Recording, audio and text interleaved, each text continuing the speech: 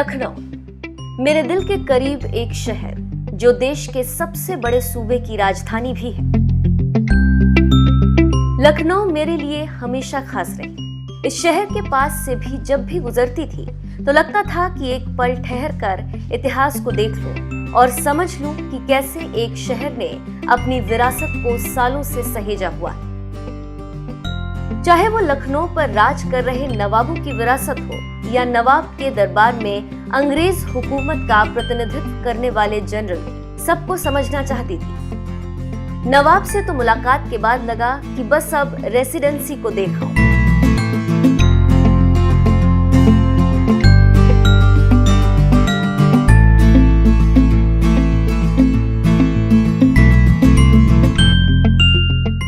Residency के नाम से ही आप समझ गए होंगे कि ये रहने की जगह थी, लेकिन यहाँ कोई आम आवाम नहीं रहती थी, बल्कि ये तो ब्रिटिश अधिकारियों के रहने के लिए बनाई गई खास जगह थी, जिसमें तमाम सुविधाओं का उस वक्त ध्यान रखा गया था। लखनऊ के सबसे महत्वपूर्ण ऐतिहासिक स्थलों में से एक है रेसिडेंसी। इसका निर्माण नवाब असफुद्दौला ने 1775 में शुरू करवाया था और 1800 ईस्वी में इसे नवाब सादत अली खान के द्वारा पूरा करवाया गया। So basically the story of this place is that the construction was started by Nawab Asafuddaula and was completed by Nawab Sadat Ali Khan. It was basically built for the British residents जिनकी posting Awadh में होती थी, तो उनके लिए actually ये place बनाया गया है। और according to requirement the buildings were added in the campus. So it is a beautiful place. As you can see the ruins here. आप इमेजिन कर सकते हो जब ये एक्चुअल फॉर्म में था तब ये कितना खूबसूरत होता होगा, बिकॉज अभी भी ये बहुत ज़्यादा सुंदर लग रहा है यहाँ से। So if you are in Lucknow, you should definitely pay a visit to the residency. The ruins were made after the freedom fighters started attacking the residency. तो क्रांतिकारियों के हमले के बाद ज़्यादातर बिल्डिंग्स यहाँ पे ख़राब हुई हैं। यहाँ पे गोलियों के निशान भी हैं बिल्डिंग्स पे, जो आप वीडियो में देख सकेंगे।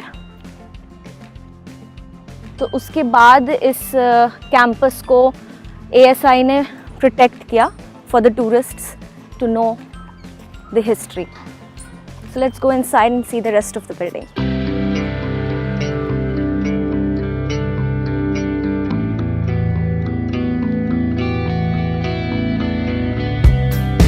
गोमती नदी के तट पर इसे बनाया गया था क्योंकि यहाँ अंग्रेजों को तमाम सुविधा मिल सके। इस पूरे परिसर का इतिहास भारत की आजादी से जुड़ा हुआ है। भारत की आजादी की पहली लड़ाई में लखनऊ के प्रसिद्ध घेराबंदी में एक महत्वपूर्ण भूमिका निभाई थी। रेसिडेंसी का एक प्रमुख हिस्सा अंग्रेजी बलों और भारतीय विद्रोहियों के बीच की लड़ाई में नष्ट हो गया था। युद्ध के बाद इसे जस का तस छोड़ दिया गया। रेसिडेंसी की टूटी फूटी दीवारों में आज भी तोप के गोलों के निशान बने हुए हैं। इस परिसर में एक खंडहर चर्च भी है, जहां एक कब्रिस्तान है जिसमें लगभग 2000 अंग्रेज सैनिकों, आदमियों, औरतों और बच्चों की कब्र बनी हुई। रेसिडेंसी परिसर में 1857 मेमोरियल म्यूजियम भी स्थापित किया गया है, जहां 1857 में हुई भारत की आजादी की पहली क्रांति को बखूबी चित्रित किया गया है। हर एक हिस्से को मेरे साथ देखिए। 1920 से रेसिडेंसी को संरक्षित किया जा रहा है। इतिहास में दर्ज है कि युद्ध के दौरान अंग्रेज रेसिडेंसी में 86 दिन छुपे रहे। रेसिडेंसी का और पुख्ता इतिहास जानने के लिए यहाँ खुदाई भी कराई गई, जिसमें कई अवशेष के साथ एक सुनियोजित सीवर प्रणाली और कई सामान भी मिले। रेसिडेंसी के अवशेष लगभग 33 एकड़ में फैले। यहाँ कई ऐतिहासिक इमारतें हैं जिनसे जुड़ी कई कहानियां। शुरू करते हैं बेली गेट से। रेजिडेंसी के प्रवेश पर स्थित इस गेट का निर्माण नवाब सादत अली खान ने 19वीं सदी में लखनऊ के रेजिडेंट कैप्टन बेली के सम्मान में कराया था। इसे गार्ड गेट के नाम से इसलिए भी जाना जाता है क्योंकि सैनिक इस गेट के ऊपर से दूर तक नजर रखते थे। अब आपको दिखाती हूं ट्रेजरी हाउस।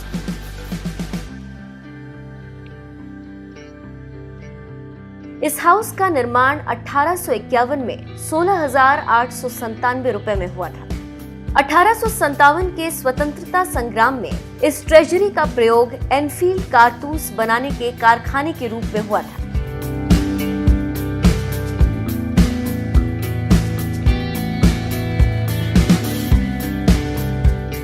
अब देखिए मेन बिल्डिंग को। इस मेन बिल्डिंग में अंग्रेज रहा करते थे। इसी रेसिडेंस के चलते पूरे परिसर का नाम रेसिडेंसी पड़ा। ये मूल रूप से 3 मंजिला थी। इसके पूर्व दिशा में इसका मेन गेट और पोर्टिको था। पश्चिम भाग में ऊंचे स्तंभों से बना एक चौड़ा बरामदा था जिसकी छत पर जाने के लिए घुमावदार सीढ़ियां थी। इस भवन में कई ऊंची खिड़कियां थी जिसकी छत इतालवी लोहे की छड़ों से सुरक्षित थी। इमारत के दक्षिण भाग में गहरे तहखाने थे जहां गर्मियों में रहने वाले अंग्रेजों को काफी राहत मिलती थी। 1857 की घेराबंदी के दौरान महिलाओं ने इसी भवन में शरण ली थी। मेन बिल्डिंग के ही एक हिस्से में म्यूजियम बनाया गया है। इस भवन में 1857 से पूर्व की स्थिति दर्शाते हुए रेसिडेंसी परिसर का मॉडल, लिथोग्राफ, खुदाई से निकले सामान, रेसिडेंसी की घेराबंदी का डायोरामा और कई ऐतिहासिक सामान मौजूद हैं। स्वतंत्रता संग्राम में हुई गोलीबारी के निशान आज भी यहाँ लगभग सभी इमारतों पर देखे जा सकते हैं। ये निशान सोचने पर मजबूर कर देते हैं कि चारों तरफ से हो रही गोलाबारी का दृश्य कैसा हुआ होगा।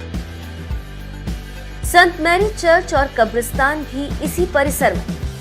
इस चर्च का निर्माण 1810 में गोथिक शैली के आधार पर हुआ था। आज ये कुल 2 से 3 फुट ही बचा है। इसी चर्च के अंदर एक कब्रिस्तान बनाया गया जिसका पहला उपयोग 1857 के युद्ध के बाद हुआ।